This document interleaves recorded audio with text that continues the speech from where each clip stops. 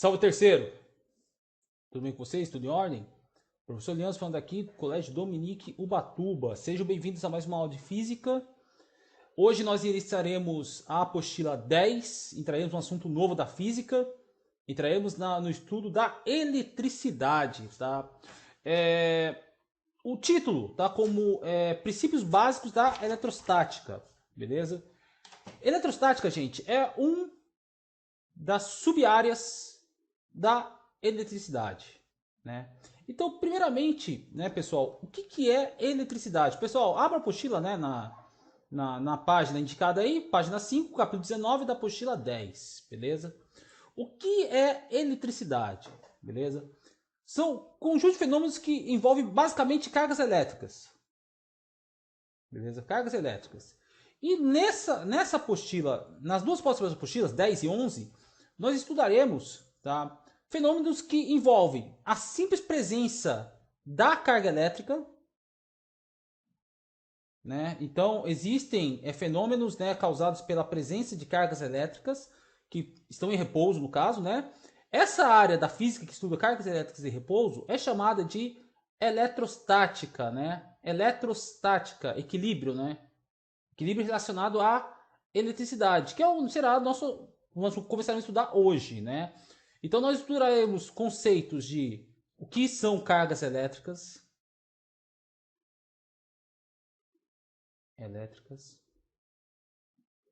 né? Nós vamos estudar que existem forças de atração e repulsão eletrostáticas, forças eletrostáticas causadas, né, pelas cargas elétricas. Nós vamos estudar também campos elétricos, né, que é a região de influência dessa força eletrostática, né? Sendo que forças e campo elétrico são grandezas vetoriais, né? Então esse vai ser o capítulo 19, né? O capítulo 20 será dedicado às grandezas escalares eletrostáticas, ou seja, nós vamos estudar energia potencial eletrostática. Pessoal, não se preocupe em decorar esses conceitos agora, tá? Energia potencial eletrostática é o trabalho causado pela força eletrostática, tá? Nós vamos estudar potencial elétrico, distribuição de carga ou densidade de carga superficial, tá? Distribuição de cargas elétricas, tá? Isso na parte da eletrostática, né? Na apostila 11, nós estudaremos as cargas elétricas em movimento, né? Cargas elétricas em movimento significa que existe um fluxo de cargas elétricas, conhecidas também como corrente elétrica. E os fenômenos causados por esse fluxo. Tá? Isso é estudado numa sub-área da eletricidade chamada eletrodinâmica, né? Que é o estudo de corrente e circuitos elétricos. Então, além dos fenômenos propriamente ditos, né, que nós vamos estudar tensão elétrica, resistência elétrica, resistividade, a própria corrente elétrica, né? Nós vamos estudar os instrumentos, né, que fazem parte de circuitos elétricos, como geradores, receptores elétricos, resistores, né, capacitores, né? Então nós vamos estudar todos os elementos que podem fazer parte de um circuito elétrico, indutores, né? Então, pessoal, e ainda na apostila 12, tá, nós vamos entrar no eletromagnetismo, né, que é a relação dos fenômenos que envolvem cargas elétricas com os fenômenos magnéticos, né, que são os ímãs, né? Campo magnético, né? Nós vamos estudar tudo isso na apostila 12. Mas vamos começar do princípio, né? Como diz o filósofo. Aí vocês vão parar para pensar, caramba, quem foi o primeiro cara que estudou a eletricidade, né? Se não for eletricidade, gente, sei lá, acho que eu nem estaria dando essa aula aqui. Acho não, certeza, né? Porque eu preciso da eletricidade para fazer meu notebook funcionar, eu preciso das ondas eletromagnéticas do meu Wi-Fi para poder fazer a conexão, né, para os encontros semanais que a gente faz, né, para as nossas aulas ao vivo, né? Se não fosse a eletricidade, sei lá, a gente estaria na Idade Média ainda, né? Causou uma revolução enorme no começo do século XX, né? Que primeiro a eletricidade era utilizada como mero entretenimento, né? Se podendo colocar, atritar dois objetos, né? As suas mãos com um objeto e botar fogo numa taça de conhaque, né? Isso era feito antigamente. Então era mais entretenimento. Até que uma pessoa tá? Eu vou falar quem que é daqui a pouco, conseguiu pensar que fala, não, essa eletricidade vai ser super útil. Nós vamos poder mover nossas indústrias, né? A nossa sociedade de forma geral usando a eletricidade. Que a gente não pode esquecer, né, que primeiro era o trabalho, se a gente voltar na história, né? Primeiro as tarefas eram realizadas de maneira braçal pelo homem, aí passou para tração animal, né? Depois passou a máquinas a vapor, depois teve a revolução causada pela eletricidade, né? E teve a de quarta revolução industrial, né? No caso seria a revolução da informação, né? Então, pessoal, a eletricidade, ela assim, trouxe em mais ou menos 120 anos, vamos botar uns 150 anos, vai, que houve um estudo mais profundo da eletricidade, houve uma guinada total na sociedade humana, né? Só que teve um começo, né? Quem que foi o primeiro cara a prestar atenção nisso, né? Foi o nosso amigo, né? Filósofo natural, Tales de Mileto. É o mesmo da matemática, do teorema de Tales da geometria, né? O que Tales de Mileto, né? Tales de Mileto foi um filósofo natural grego da antiguidade clássica, né? Que viveu entre os séculos 6 e 7 a.C., tá?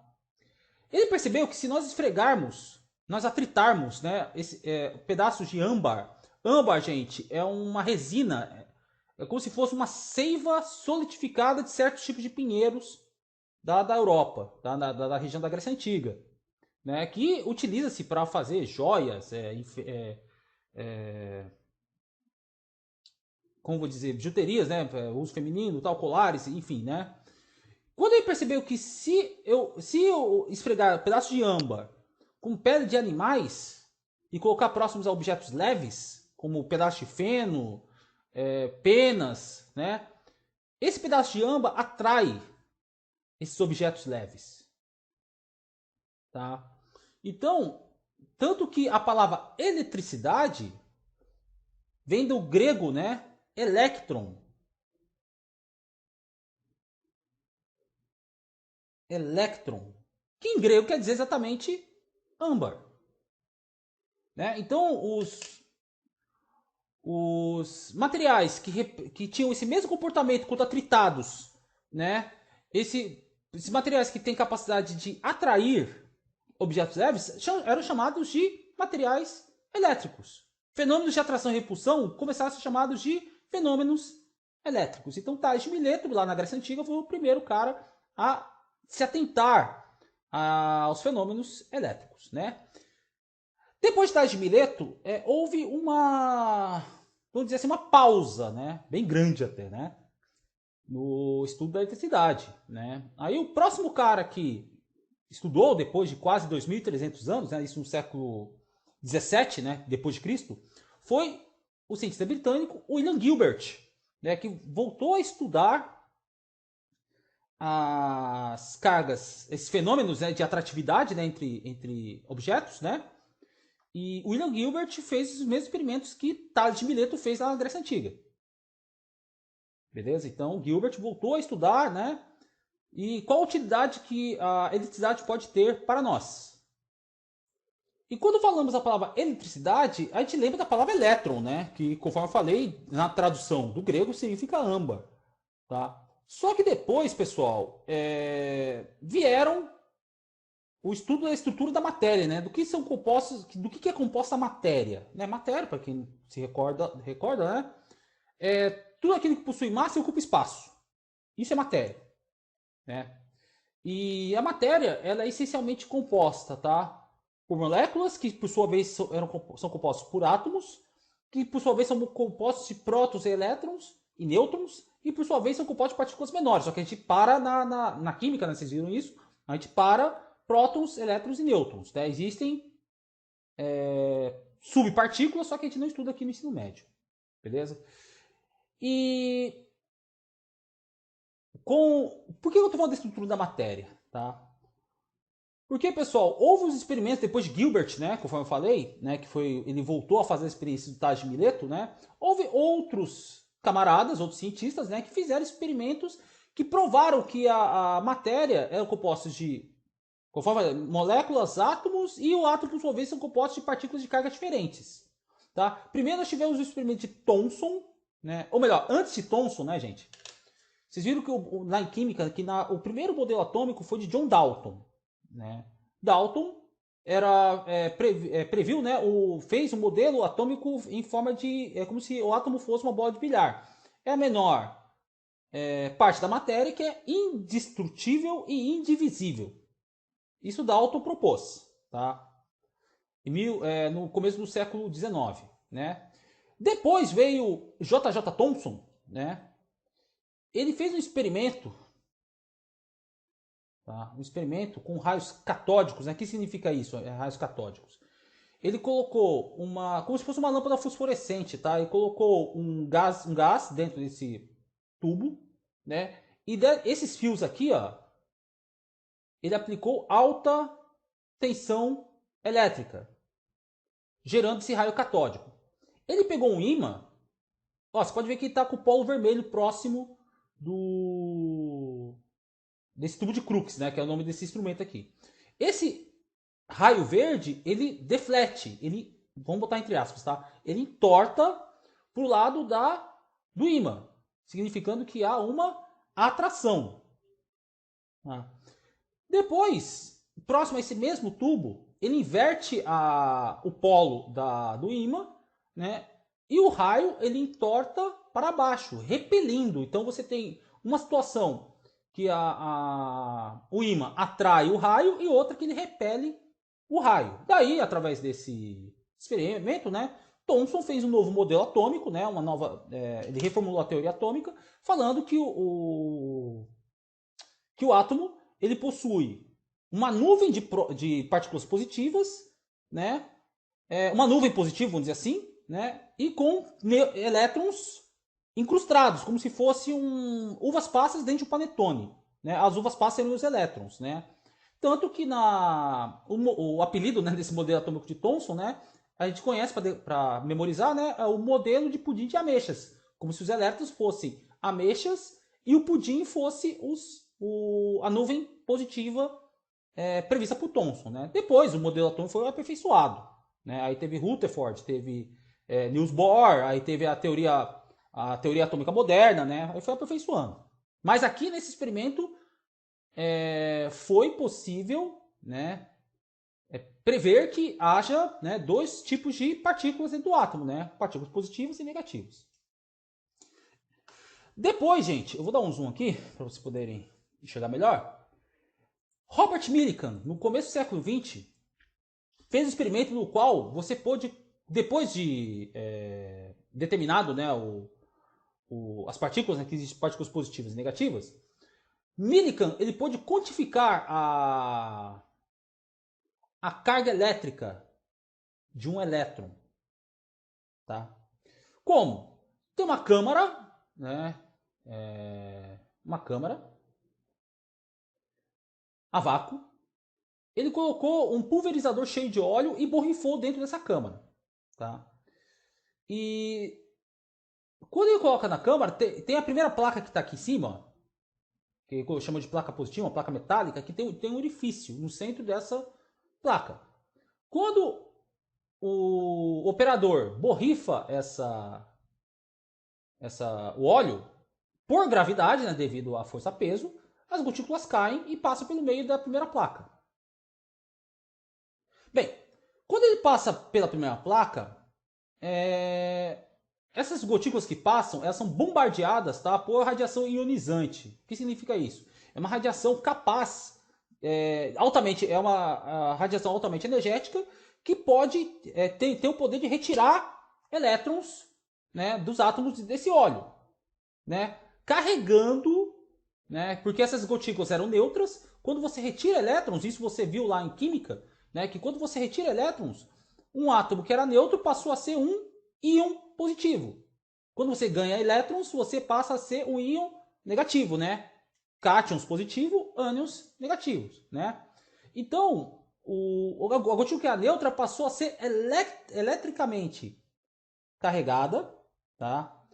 E devido às forças de atração e repulsão causadas pelas cargas elétricas, que uma placa está carregada positivamente e outra está carregada negativamente. Eu vou explicar o porquê mais tarde. O que aconteceu? A gotícula ficava localizada no centro aqui do dispositivo, aonde, eu vou reproduzir aqui a gotícula, aonde a força-peso se equilibrava com a força elétrica. Com a força elétrica. Né? E através desse experimento, Millikan conseguiu determinar o valor da carga, ele conseguiu quantificar a carga elétrica de um elétron. Tá? E essa quantificação, né, e esse valor, vale 1,6 vezes 10 elevado a menos 19 coulombs. Pessoal, coulomb é a unidade de carga elétrica. Tá? Então, a unidade da carga elétrica, que é simbolizada pela letra Q, é o coulomb, simbolizada pelo C maiúsculo, tá? E seus múltiplos e submúltiplos, né? Quilocoulomb, milicoulomb, microcoulomb, tá? Então, esse E é o valor da carga de um elétron, tá? Depois de Millikan, né? Mais tarde, Rutherford, que é outro cientista, né?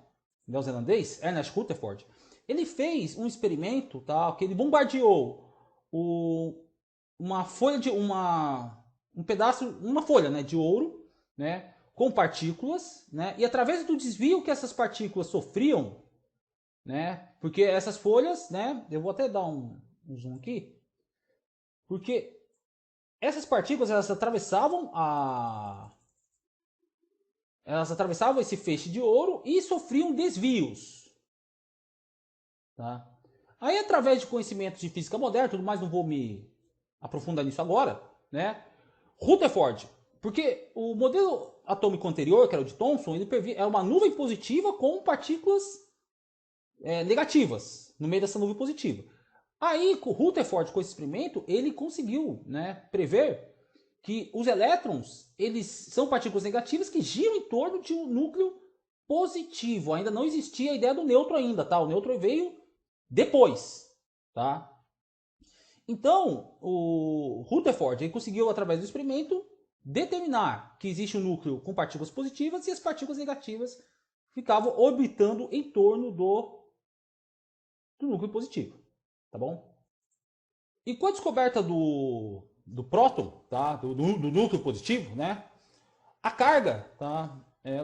A carga de um elétron é 1,6 vezes 10 elevado a menos 19 coulombs. Só que aí a carga é negativa, porque a gente está falando de um elétron, e a carga do próton é exatamente a mesma, só que um valor positivo, né? Então a carga elétrica de um próton, se você simbolizar pela letra P, é de mais 1,6 vezes 10 elevado a menos 19 coulombs. Só que a carga é positiva. No caso do elétron, né, aqui eu coloquei em módulo, só que se você for considerar o sinal, a carga do elétron é negativa. Tá? E a carga elétrica, pessoal, isso foi determinado também pelo experimento de Millikan, tá? Da gota de óleo. Tá? Millikan também conseguiu, né? Opa, desculpa. Foi além do que eu queria aqui. Aqui é tudo na raça, galera. Opa, piorou. Vamos lá. Pronto. Aí Millikan descobriu que o valor das cargas, tá, eram todos múltiplos deste valor aqui. 1,6 vezes 10 elevado a menos 19 coulombs. Tá? Como ele percebeu que era múltiplos, né, dobro, triplo, quádruplo, ele determinou que a carga elétrica é formada pelo número de elétrons vezes a sua carga fundamental, a carga elementar, que é este valor aqui.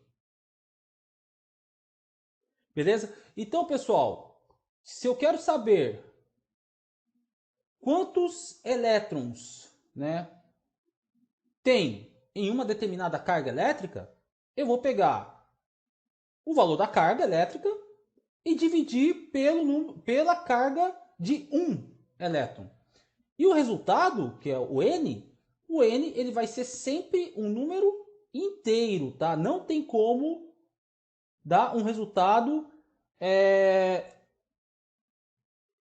quebrado, né? Com vírgula. 1,5 vezes a carga elementar. Não tem como, tá? Esse N aqui vai ser sempre um número inteiro. Beleza? Isso a gente chama de quantização da energia, tá? Que quantização da energia, não, desculpa, quantização da carga elétrica, tá? Que a carga elétrica tem um valor, né? E o valor da carga sempre vai ser múltiplos da carga elementar de um elétron, da carga fundamental de um elétron, que é 1,6 vezes 10 elevado a menos 19 coulombs, tá?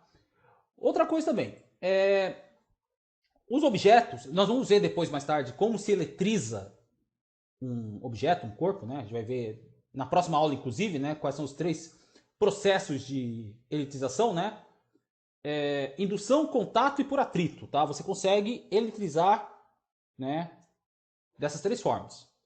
Quando você eletriza, você consegue deixar um objeto que está eletricamente neutro. Pessoal, o que significa eletricamente neutro? Né? Que o número de prótons é igual ao número de elétrons. Tá? Quando você eletriza, você consegue causar um desbalanceamento, vamos dizer assim. Né? Se o número de prótons for maior do que de elétrons, né? Significa que está positivamente carregado, tá? Ele perde elétrons. Isso você já viu em química, tá? Quando você torna um átomo neutro, transforma num íon positivo, num cátion, não é que ele está ganhando prótons, ele está perdendo elétrons, tá? Porque quem fica orbitando, quem tem maior energia para assim, o elétron precisa de uma energia menor do que tirar um próton. Meu, tirar um próton requer uma energia muito grande, isso aí já é fissão nuclear. Tá? Então, pessoal, não existe ganho de prótons, existe perda de elétrons. Tá? Então, tome extremo cuidado. Tá? Quando o número de elétrons é maior do que o número de prótons, significa que ele está sendo carregado negativamente. Então, significa que ele ganha elétrons e fica carregado negativamente. As formas de eletrização a gente vai ver na próxima aula. Tá? Por enquanto, a informação é a seguinte: quando o elétron está carregado positivamente, existe um excesso de prótons, tem mais prótons que elétrons. Você desbalanceou. Né? Quando você eletriza negativamente, você está com excesso de elétrons. Você tem mais elétrons do que prótons. A ideia é essa. Tá bom? E tem os princípios, né, que regem o estudo da eletrostática, né? Vamos falar de 2 aqui, né? O primeiro é o princípio de Dufay, tá? Conhecido também vulgarmente, tá, como o princípio das cargas elétricas.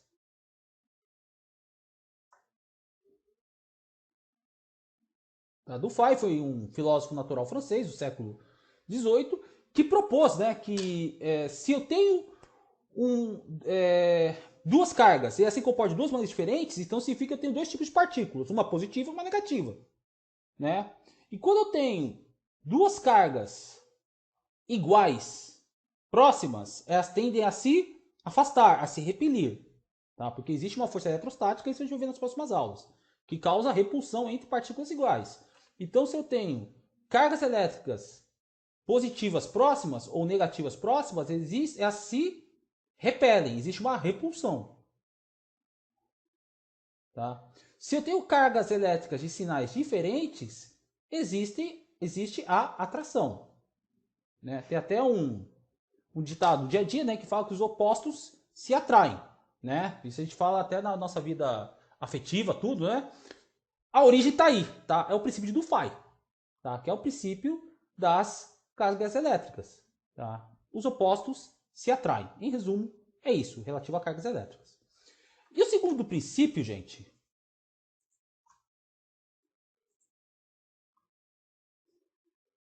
e o segundo princípio, tá? É o princípio ou lei, né? Lei da conservação de cargas. Tá? Pessoal, conservação, né? Conservação é uma palavra que surge direto na física, né? Ao longo do estudo de vocês de física, vocês viram lá no primeiro ano, conservação de energia, conservação da quantidade de movimento, né? Entre outros assuntos que envolvem a conservação. O que é conservação? Você parte do princípio que nada se cria, nada se perde. apenas há uma transformação, né? Então, o que é a lei da conservação de cargas? Tá? Bem, eu tenho três partículas eletricamente carregadas. Tá? Eu tenho duas partículas positivamente carregadas, então significa que tem mais prótons que elétrons, e uma partícula negativamente carregada, tá? De menos 6 coulombs. Tá? Aí existe a troca de cargas, né, que a gente vai ver os métodos de troca de carga na próxima aula, tá? Não precisa se atentar a isso agora, tá? O que acontece? Se eu for pegar o saldo, pessoal, levando em consideração, tá? Só um detalhe, né? Que o sistema é eletricamente fechado, isolado, né? Não recebe cargas externas, tá? Então a carga externa vale 0, tá? Tá fechadinho, tá? Não troca a carga com o meio externo, né? Então se eu tenho um sistema eletricamente isolado, fechado, vai existir a troca de cargas entre essas três partículas, só que a soma dessas cargas, né, ela vai ser a mesma. Porque aqui se eu tenho uma carga de 8, mais 8 coulombs, outra de 5 e outra de menos 6, a minha soma, 8 mais 5, 13, menos 6, 7 coulombs. Então meu saldo é positivo de 7 coulombs.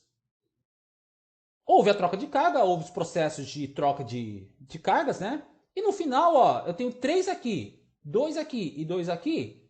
3 mais 2 mais 2. O meu saldo final também é de 7 coulombs. Então a soma das cargas na situação inicial é igual à soma das cargas no final. Tá? Você pode ver que não se perdeu, desde que, lógico, não tenha nenhum fio, não tenha nenhum outro objeto entrando em contato com esse meio. Entendeu? É um sistema eletricamente isolado. Então esse é o princípio da conservação de cargas. Tá? Quem propôs isso foi o nosso amigo norte-americano, né? Benjamin Franklin. Tá? Benjamin Franklin. Tá? É o mesmo cara da nota de $100, tá, gente? É ele, tá? Porque além de cientista, ele foi um grande ativista político durante a Revolução Americana, tá? A Revolução dos Estados Unidos. Beleza? América é o continente, tá? Então, desculpa, gente. Então, pessoal, Benjamin Franklin propôs, né, que as cargas elas podem ser trocadas e que a eletricidade ela pode ser tratada como um fluido, tá? Como pudesse ser transmitido, né?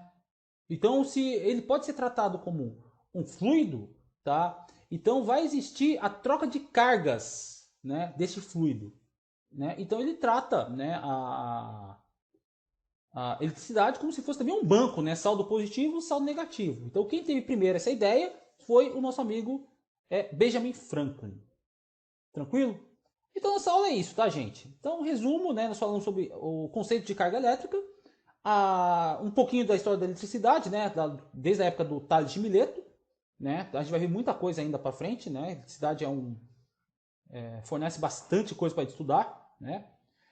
Nós vimos o conceito de carga elétrica, o valor da carga de um elétron, né?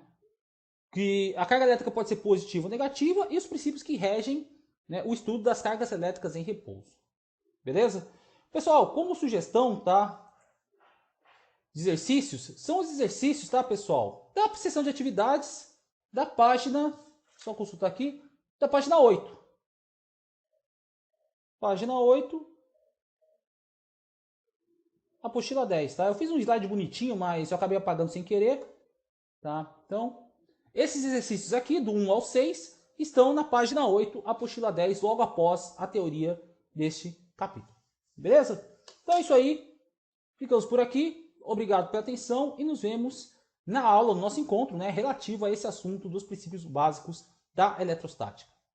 Tranquilo? Então, bons estudos, um abraço e até a próxima.